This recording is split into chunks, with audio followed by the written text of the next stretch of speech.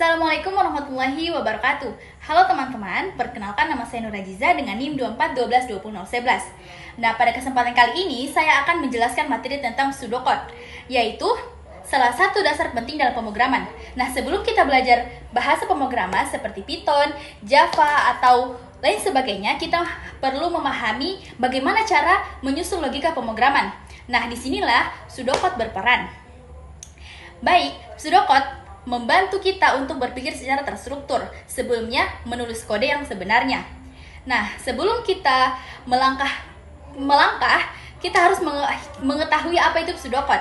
Pseudocode adalah cara menuliskan langkah-langkah penyelesaian masalah menggunakan bahasa yang sederhana dan mudah difahami tanpa terikat pada aturan bahasa pemrograman tertentu.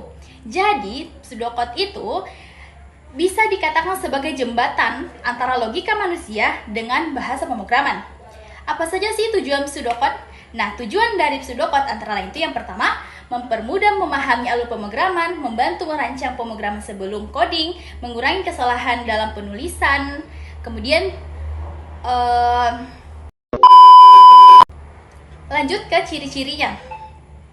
Ciri-ciri pseudocode itu memiliki beberapa ciri, yaitu menggunakan bahasa yang sederhana, tidak memiliki aturan baku yang kaku, kemudian mudah dibaca dan dipahami, fokus pada logika, bukan sintaks. Dalam pseudocode, dapat 3 bagian utama, yaitu data yang dimasukkan proses, yaitu langkah pengolahan data, output, yaitu hasil yang ditampilkan, kata kunci umum.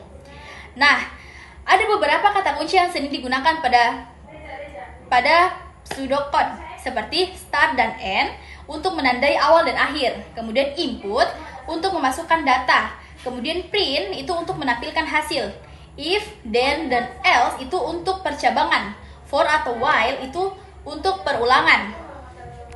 Contoh yang pertama itu yang sederhana adalah langkah-langkahnya itu pemrograman dimulai, kemudian penggunaan memasukkan nama.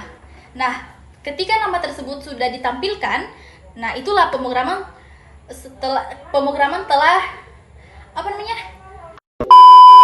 telah selesai. Nah, contoh ini sangat sederhana untuk menunjukkan alur dasar input dan output.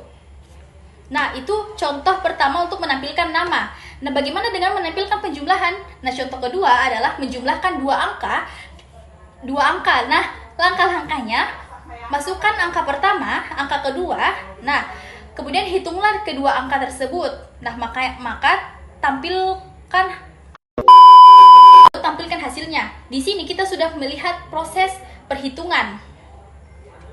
Kemudian ada contoh ketiga, yaitu percabangan. Contoh ketiga adalah menentukan bilangan ganjil dan bilangan genap. Masukkan sebuah angka, jika angka tersebut habis dibagi 2, maka genap. Jika tidak, maka ganjil. Ini disebut percabangan karena ada kondisi jika. Seperti itu, teman-teman. Mungkin itu saja yang dapat saya sampaikan. Lebih dan kurangnya saya mohon maaf. Wabillahi taufiq wal hidayah. Wassalamualaikum warahmatullahi wabarakatuh.